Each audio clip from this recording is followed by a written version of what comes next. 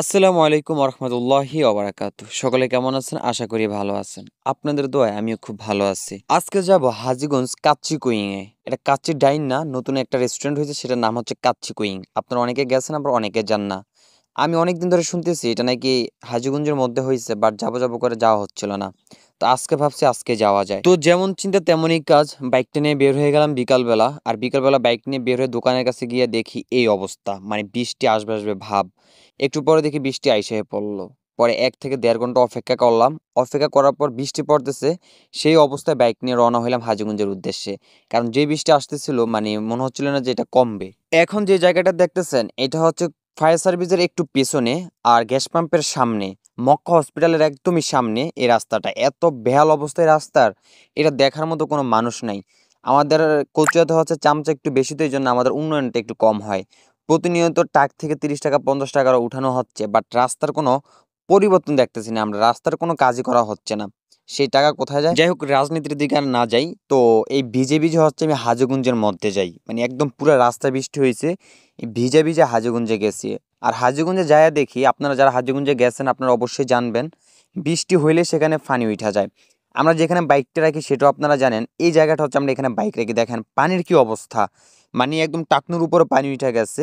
চাক্কা একদম অর্ধেক হচ্ছে ডুইবা যাইতেছে। এরকম একটা অবস্থা আরকি। যাই হোক, তারপর ওইখানে বাইকটা রাখলাম।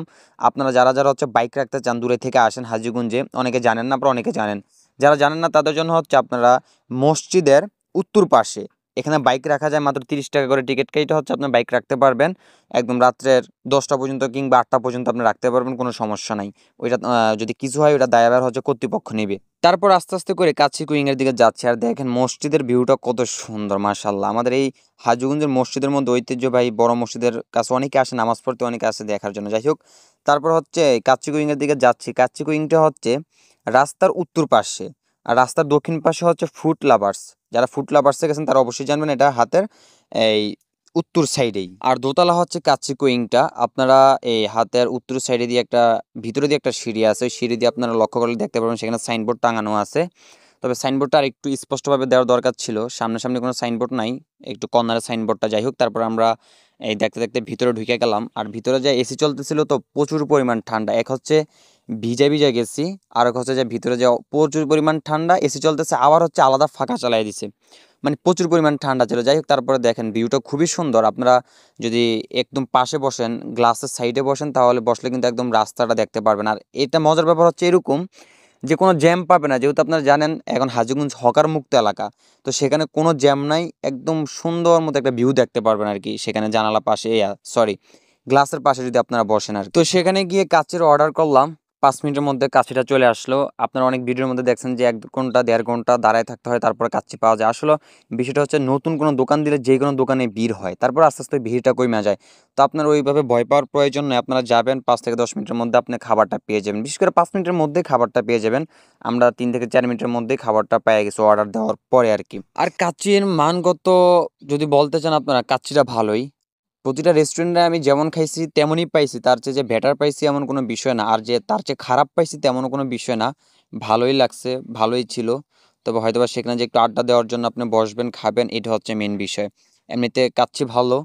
প্রতিটা রেস্টুরেন্টে আমি যা খাইছি তাই পাইছি সেখানে। আলাদা কিছু পাই না। তবে সেখানে গেলে আপনার আর জুস-টুস পাবেন, কোল্ড ড্রিংকস পাবেন। আমি যেহেতু প্রচুর পরিমাণ মানে ঠান্ডা লাগতেছিল, আমি কোনো কোল্ড ড্রিংকস নেই নাই তখন। আর কাচ্চির প্রাইসটা হচ্ছে ৩০০ টাকা করেই। সচরাচর আমরা যা খাই ৩০০ টাকা করে রাখে। যতটা রেস্টুরেন্টে খাইছি ৩০০ টাকা করেই রাখছে। তো সেখানেও ৩০০ টাকা, সেখানেও কোনো দাম বাড়তি নাই। তবে ডেকোরেশনটা খুবই সুন্দর হইছে। সেই হিসাবে যে টাকা বাড়তি রাখবে তা না, ৩০০ টাকা করেই। আমি কাচ্চি ডাইনও কাচ্চি ট্রাই করছিলাম, সেখানেও ৩০০ টাকা করেই রাখছে।